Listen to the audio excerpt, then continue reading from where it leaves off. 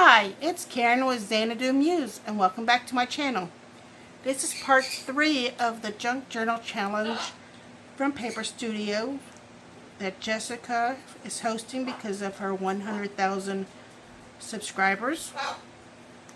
Before I show you the journal that I made, I'm going to walk down memory lane and show you my very first journal I made, Jessica's past Junk Journal Challenge. I do things a little differently. I walk a different beat, so to speak. So, mine's not really a junk journal. This one is. Anyway, I used a bag and a closed with a magnet. I used this type of loopy binding. I have a hair tie with a little zippy pouch to put any supplies in. And when you open it up, it kind of got dusty. I used a faux leather, and then I added a couple of books. I added a composition book, Cricut paper or vinyl paper, and then some drawing books, and a manga, and then a couple of coloring books. Oh, the little one is my green sheet, and some coloring books, and then a drawing book. And that's a walk down memory lane. Now, I was inspired for my junk journal, this 2026 version, by a previous junk journal I did several months ago. I used only one Dollar Tree item on that, so I had to remake it using all Dollar Tree items, right? And here is my inspiration. It's this little thing. And you're going to laugh at what the only Dollar Tree item that I used. Let me open up and show you. Food coloring. Way back when you can buy a 4-pack food coloring at Dollar Tree. I haven't seen it before. But yep, I used, I think somebody gave up me this yarn. I think I found it on Marketplace or something. Or the Buy Nothing groups. But yep, I made this. I weaved it. Crocheted the tie. And sewed on a button, and that was my inspiration. And this is what I weaved it with. I showed it in the haul on video 2. This is the weave. My prototype is this right here, and it turned out to be too big. This is the first piece, and it fits like in here. And as you can see, I used the cotton as the threads that stretch across, and then I used the jute to weave in and out. But I wanted something that will fit the canvas that I showed in the haul. Here it is. Here's the one that I chose not to use, and if you can see, it's a little too big. So I redid it. I took off 3 slots and made it smaller. And without further ado, oh, by the way, this is one of my bird feathers. Here is my almost completed, needs a few more tweaks, junk journal. And if you saw video 2, I mentioned that I used my leg compression sock tubing to close it. I know, silly. I did plan on using these headbands, but it just did not do it for me. Oh, let me show you. Let me demonstrate. I just didn't like it. I actually preferred the tubing better. And I weaved it. And I did forget to mention about that I did use lace in video 2. But we all use this lace. And these are the binder clips. These are what they naturally look like, because I showed you the ones that I messed up. And I used the natural ones that it came. And I had to glue the, I hand sewed these in. I tried to stitch it with a machine, and it was not working on my test. It did not want to do it. So I hand stitched it. This part was from the canvas I showed you. I just had the frame.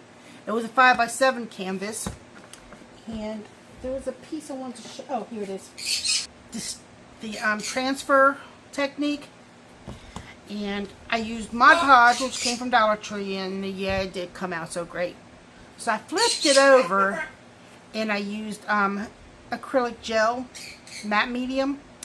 It worked better, but then I decided to try to sew it on, and when I sewed it on, I destroyed it. So, the sunflower, let me retract. The sunflower did come from the Dollar Tree. It was one of those note cards. Okay, here's the sunflowers. I scanned it and I tweaked it in Microsoft Word. I didn't do anything fancy. I don't remember what the settings were. I like made it sepia or something. And I printed a couple of versions and I just Mod Podged it. So this is just Mod Podged on. And you can see the beginning, the stitches right here, but it is stitched all the way around. And it's not stitched all the way through the cover, it's just stitched around the canvas. So yeah, that's that. So you open it up, and if you saw part 2, I did haul this conditioner. That's how I made this. This is actually, it is wrapping paper, shipping wrapping paper. Crumpled it up, gave it a little spritz, put some distress inks on it, and then I covered it in conditioner. I think that was the order. You can search faux leather paper, and they used a paper bag, and you can see how they did it. I can't remember if the conditioner came on before the ink or after the ink. But anyway, that's how I made this, and it's only one signature, front and back. So I coffee dyed some of the papers, and I used some of the graph papers, and I did use some of this ledger paper, and I did forget to mention I used some text blocks, and then I made some pockets, and there's the pockets, and this. I used some of the kids paper. I mean, it's very, very basic. And this is a back of one of the cards. I just added one of the scanned images that I enlarged. And then I made another pocket. I just I glued one of these onto the back. And I glued one of these on the back. And then this is where I made a little clipboard. I used the binder clips. Let me take this off, and I added the extra pieces that I had scanned. Take this off. And this is one of the canvases. Here's the blank one. Here's the blank canvas. I just Mod Podged this onto it and use it as a clipboard. And I add these pieces to it, and that's a wrap. That's my journal. I forgot to mention a few things. There are a few things I want to add to it, like the dangle, like charms. I will eventually decide which one I want. Oh my goodness, Mr. Bentley, really? So, one of these.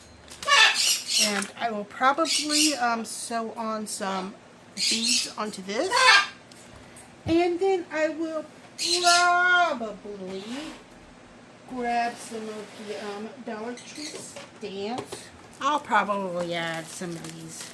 I think some of these are Dollar Tree and some of these are not. So, yeah. I'll probably do that. I think that's it now. Yep, that's it.